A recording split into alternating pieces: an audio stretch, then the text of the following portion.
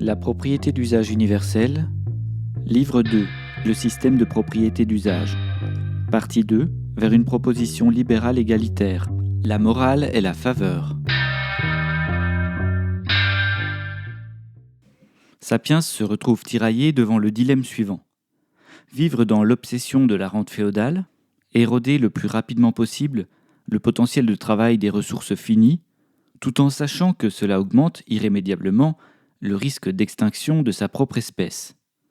Ou modifier les rapports de la division du travail qui aboutissent à la reproduction matérielle, l'économie, pour tenter de maintenir un monde favorable à la survie humaine. N'envisageons-nous pas, en ces termes, un changement de civilisation ? Est-il enclenché ? Je le pense. Est-il inéluctable ? Certainement. Qui va influencer et contrôler ce changement ? D'abord, des contraintes matérielles, comme la fin des énergies fossiles et des mines fertiles par exemple. La contraction énergétique subie contredit la condition expansionniste du régime lucratif. Pour la double raison que les marchés nouveaux disparaîtront avec l'érosion du potentiel de travail des ressources finies, et que le maintien de la pression des rentes dans un monde en contraction finira par révolter les locataires. La propriété lucrative ne peut survivre au cataclysme qu'elle a enclenché sans décupler la puissance de sa forme millénaire, le féodalisme autoritaire. Étant basé sur le système d'avance, lui-même basé sur le principe Dupont-Morandi, son destin ne peut être autre chose qu'une spirale dépressive qu'il faudra encore et toujours socialiser par de l'hybridation. Au vu du propos précédent, doit-on accepter, en plus d'une rétrogradation technologique, une rétrogradation de la condition et de la liberté de la majorité des hommes ? Doit-on laisser quelques favorisés rafler les richesses qu'il reste à se partager ? Ou trouver un moyen de les répartir différemment ? Ne sommes-nous pas imposés de réagir, de changer de mode de propriété, avant que l'aristocratie féodale, les rentiers et leurs cours étatiques, ne prennent le pouvoir contre le reste de l'humanité et utilisent indéfiniment la part socialiste du régime hybride pour survivre ? Doit-on demander l'aumône aux riches par l'effet Robin des Bois ou redistribuer la propriété aux usagers ? Quel rapport avec la morale ? La morale joue le rôle de ciment de la civilisation. Elle tient le comportement, les actions des hommes. Elle conditionne les conflits, les intérêts, les croyances. Elle assiste les dominants. Elle envoie les dissidents en prison. Elle sert d'argument divin pour couper mains et têtes. Elle maintient dans la peur et la culpabilité. Elle est toujours du côté des puissants. Même si le texte présent concerne prioritairement l'économie politique, nous ne devons pas oublier qu'un changement de civilisation entraîne un changement de logiciel de pensée, un changement de paradigme, de morale, et doit nous rappeler que l'art, les mœurs, les coutumes, les codes sociétaux vont subir une transformation radicale, au sens du remplacement plus ou moins progressif des désirs et des vertus du passé par des versions nouvelles, et que les plus hautes valeurs morales du présent seront peut-être pourchassées dans le futur. Répétons que l'évolution de la société arbitrée selon une morale, le bon et le mauvais, le bien et le mal, relève d'un mode de jugement particulier. La morale, en tant que construction sociale, abrite un bon relatif et un mauvais relatif. Et il n'y a rien de surprenant à ce que les religions, qui sont de pure construction sociale, se soient totalement construites autour des questions morales. La morale consiste donc à s'interdire de penser, à lister des propositions compatibles avec elle, les autoriser et bannir les propositions contraires. Elle agit loin de l'argumentation, tout en subjectivité. Une proposition jugée morale au présent pouvant devenir le crime des temps futurs, et vice-versa. Mais la morale, si peu ancrée soit-elle, influence l'action parfois jusqu'au danger. Les sociétés basées sur la morale, comme les sociétés féodales, c'est-à-dire Toutes les constructions sociales occidentales, depuis la Mésopotamie jusqu'au régime financiarisé, transhumaniste, vont mettre en action leurs membres en fonction de valeurs intéressées, éloignées de préoccupations concrètes aussi anecdotiques que la survie de l'espèce. Ainsi, lorsque la société se dirige droit vers un processus de destruction irréversible, dont le réalisme est incompatible avec les valeurs morales du moment, un incroyable déni se met en place, qui désarme les individus concernés et aggrave la situation collective. Dans ce cas, la morale ne peut venir en aide à personne, et l'urgence de raisonner par faveur doit prendre le relais. Car l'antidote à une morale qui détruit le vivant se trouve dans une refonte de celle-ci dans un nouveau moule, une réécriture du bien, du bon, du mauvais, avec cette fois, comme variable d'intérêt, la seule composante de faveur au plus grand nombre. Et la faveur au plus grand nombre doit s'inscrire non pas à l'échelle du simple individu mortel, mais dans une globalité de ce qu'il représente du vivant, à savoir, lui, les humains qui vivent à son époque, mais aussi les générations à venir. Car la faveur dans l'instant ne vaut que pour l'instant, et ne garantit en aucun cas une durabilité. Même si ceci pourrait être un choix de décider de jouir du présent au détriment des générations futures. Situation actuelle. L'humanité, comme toute espèce, possède au fond d'elle un désir de survie qui dépasse le présent, qui doit la pousser dans ses comportements. Sinon, pourquoi le manchot empereur risquerait-il sa vie pour élever ses descendants? Il nagerait glorieux dans l'océan glacé, se gaverait de poissons comme le dernier et le plus heureux représentant de son espèce.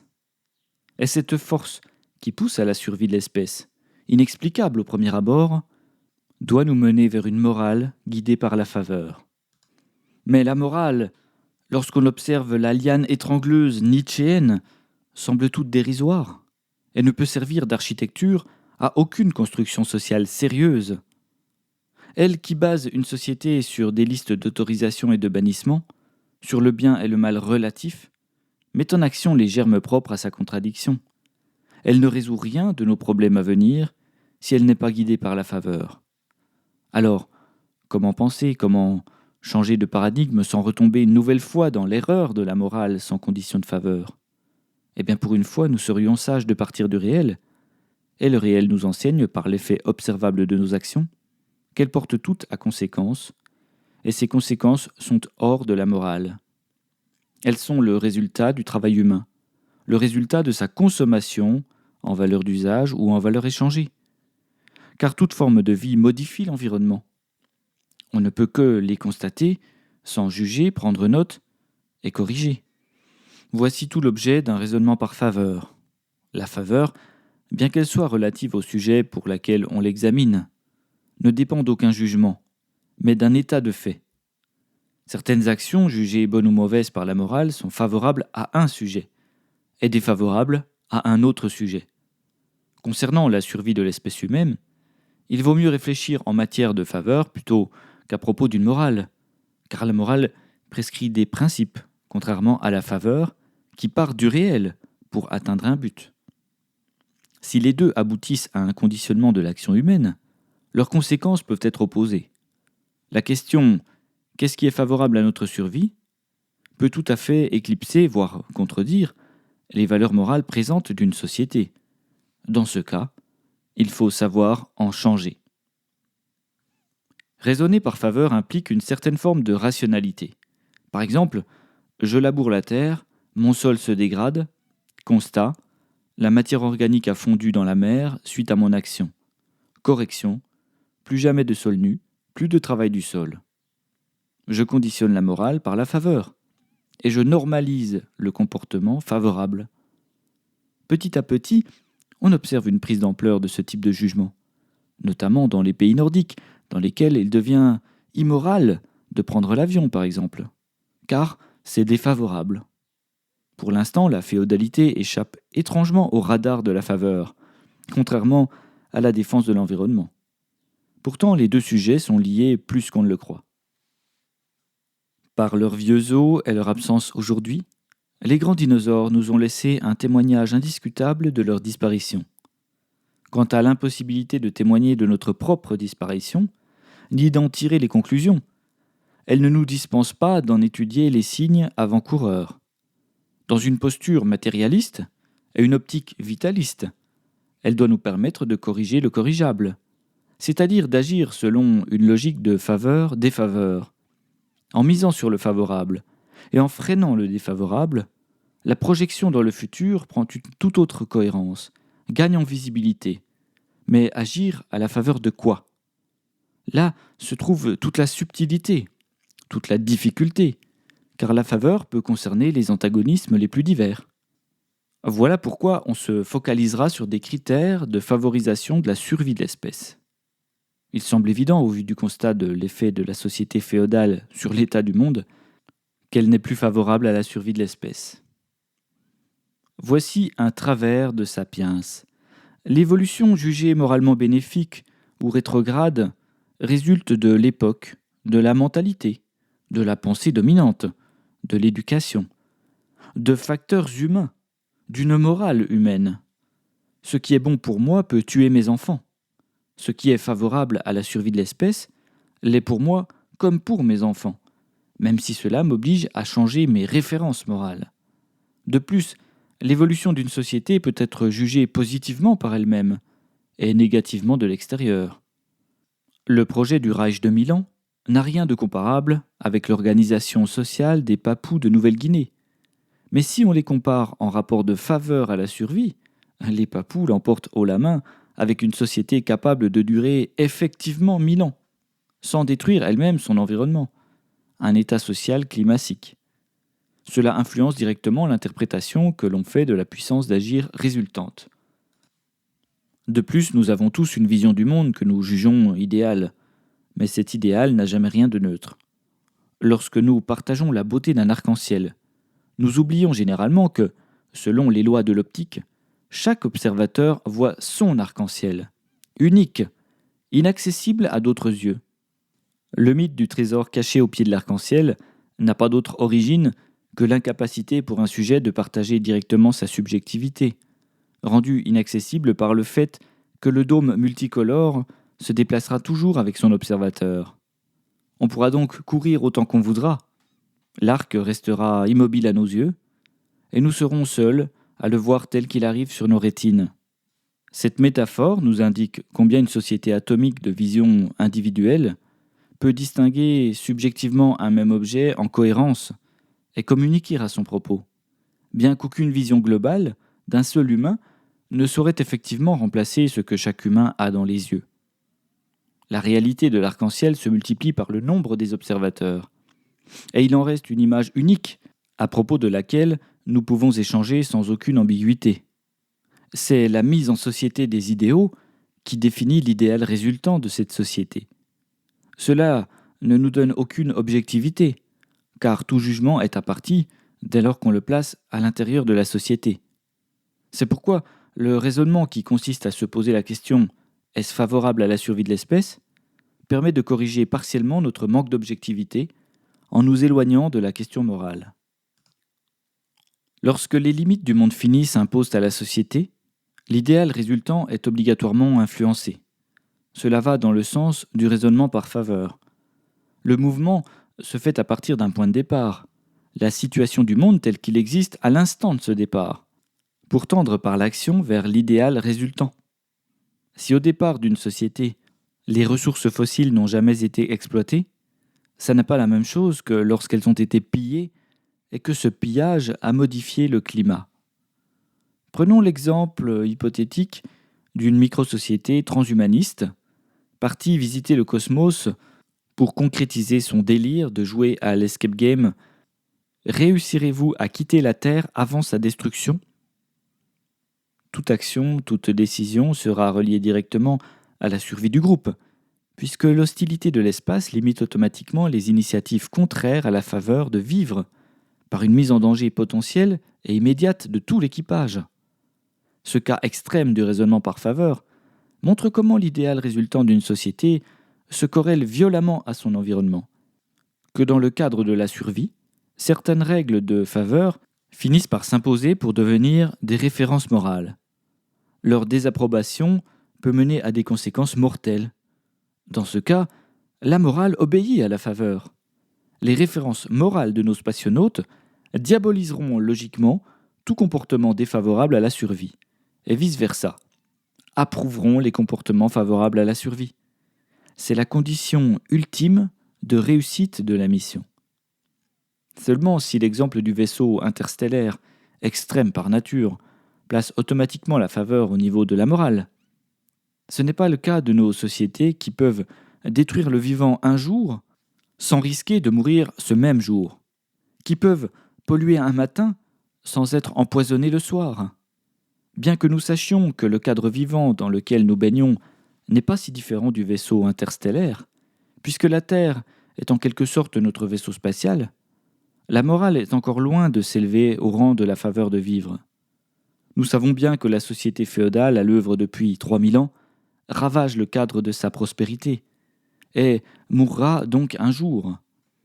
Pourtant, de là à passer à l'action, à changer de mode de propriété, il s'observe des résistances fortes que la domination féodale institutionnalise et verrouille contre la faveur de vivre. L'idéal moral que nous souhaitons viser ici est donc un idéal corrélé à notre environnement, c'est-à-dire qu'il doit agir en faveur de la survie et doit plus globalement rechercher à atteindre une forme de climax. Ce postulat nous permet de commencer un tri. Prenons l'exemple des partis verts européens. On pourrait penser naïvement qu'ils soient utiles pour résoudre la crise du système Terre, c'est-à-dire que leur action sera favorable aux vivants et à la survie de l'espèce humaine. Mais c'est une erreur.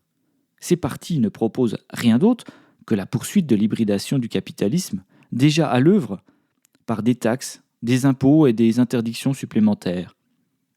C'est-à-dire que leur projet consiste en un aménagement de la propriété lucrative. Mais il ne suffit pas de dire que le modèle productiviste n'a pas d'avenir.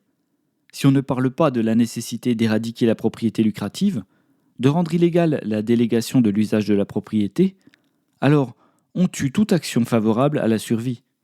Négliger ce détail que la rente motorise la destruction du vivant et la pollution de notre environnement est une erreur de jugement grave de conséquences. La politique du pansement cache les plaies, agit sur les symptômes, mais pas sur les causes de l'infection. La régulation du capitalisme, sans redistribution de la propriété aux travailleurs, non seulement ne permet pas de résoudre la crise écologique, mais aura des conséquences dramatiques sur les populations fragiles. Le problème est simple. Le propriétaire lucratif ayant comme raison de vivre le maintien de sa rente, reportera les taxes, baissera les salaires des locataires dans un monde régulé.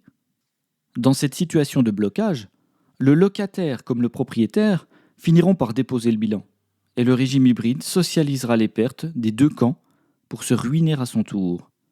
Beau programme pour les générations futures. Il faut comprendre que le maintien de la rente est la condition existentielle de la propriété lucrative, c'est-à-dire que cette variable sera la dernière à changer. Souvenez-vous, après moi le déluge. Telle est la devise de tout capitaliste et de toute nation capitaliste. La régulation du capitalisme provoquera un appauvrissement massif qui viendra troubler l'ordre social et mènera indubitablement ces partis à l'échec, entraînant la société vers la violence de l'assiette vide, dans une lutte dans laquelle nous aurons d'un côté des locataires enragés et de l'autre la propriété toujours détenue et concentrée par l'aristocratie féodale. Sans redistribuer la propriété, on pourra toujours espérer que les rentiers deviennent spontanément humanistes ou écologistes. Mais si on veut traiter sérieusement le dossier de la disparition de l'humanité évoluée, il semble hasardeux de partir de ce genre de postulat. Les actions favorables à la survie de l'espèce sont généralement en contradiction totale avec les intérêts de la propriété lucrative. La mécanique de la rente fonctionnant pour le mieux lorsque la croissance est exponentielle, on comprend rapidement que ce mode de propriété ne saurait supporter des aménagements sans reporter le coût des régulations sur les dominés. Autant le dire tout de suite, le capitalisme ne sera jamais vert, ou alors à condition de confondre dans une extrême pauvreté les travailleurs pour maintenir la richesse des rentiers. D'ailleurs, le caractère d'oxymore de l'expression capitalisme vert résume à lui seul l'insolubilité de la proposition. La morale sur laquelle s'arc-boutent les propriétaires lucratifs, à savoir que la croissance serait bonne et la délégation de l'usage serait mauvaise, ne tient plus debout.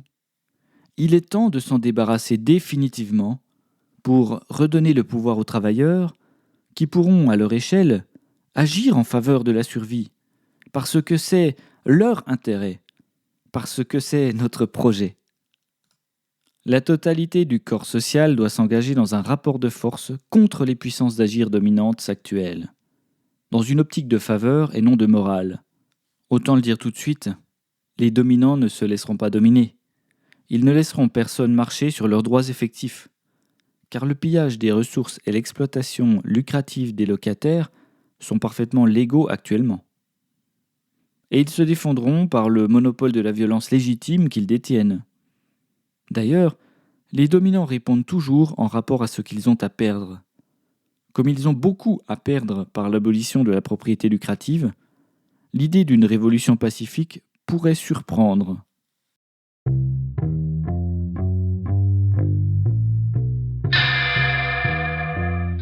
Retrouvez le texte intégral sur lapropriétédusage.com.